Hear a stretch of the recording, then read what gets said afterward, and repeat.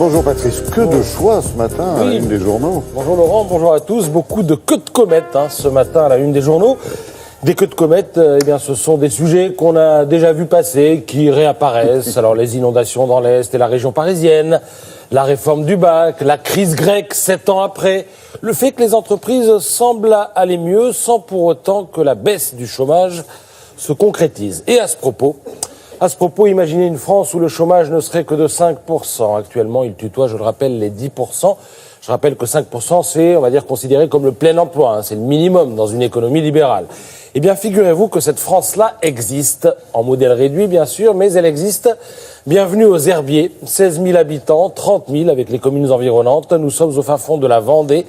Ici, depuis des décennies, on affiche l'un des plus faibles taux de chômage de l'Hexagone. Ici, la création d'emplois est supérieure d'un tiers à la moyenne française, et tout ça sans le moindre atout de départ, sauf peut-être un certain état d'esprit. Alors quel est-il cet état d'esprit ?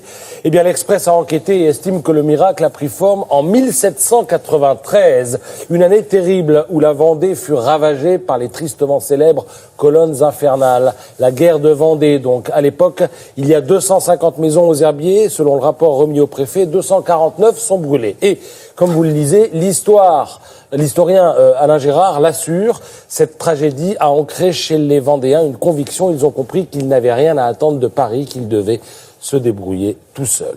Autre aspect expliquant ce miracle économique, l'industrialisation. Aux Herbiers, les cheminées d'usines n'ont pas poussé comme ailleurs au XIXe siècle. Il n'y a donc pas eu à l'époque de prolétarisation de la classe ouvrière. Du coup, l'entreprise n'a jamais été perçue comme un lieu de conflit, mais au contraire comme la possibilité pour chacun de vivre au pays. Ici, la plupart des patrons sont des gens sortis du rang.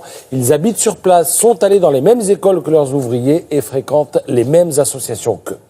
L'enquête de l'Express fourmille d'anecdotes qui peuvent parfois un peu surprendre. Vous avez par exemple un ouvrier qui a des problèmes d'alcool. Partout ailleurs, il serait viré. Là-bas, l'entreprise l'accompagne et il s'en sort avec les copains. Il faut faire des heures sup pour honorer une commande, pas de problème. Il y a systématiquement plus de volontaires que de besoins. Et du côté des Herbiers, ça sent la solidarité, le bénévolat, le sentiment d'appartenance, les aventures collectives, sans oublier une autre carte maîtresse qui sans doute explique bien des choses.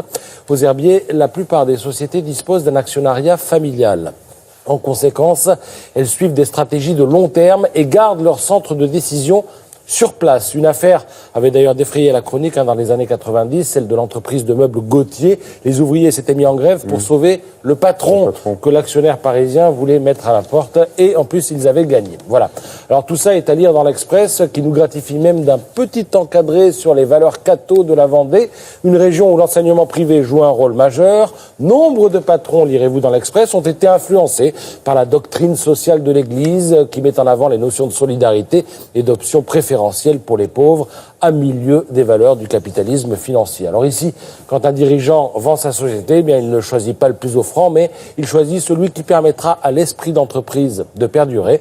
Voilà, c'était la petite leçon de choses donnée par les Herbiers, commune vendéenne, aux 36 000 autres communes de France. Les Herbiers dont l'équipe de foot Lige, dans l'équipe, s'est qualifiée pour les 8e de finale de la Coupe de France. Hier soir, il paraît que c'est historique. C'est la première fois. Voilà. Le bonheur existe. Vous l'avez rencontré. Merci Patrice.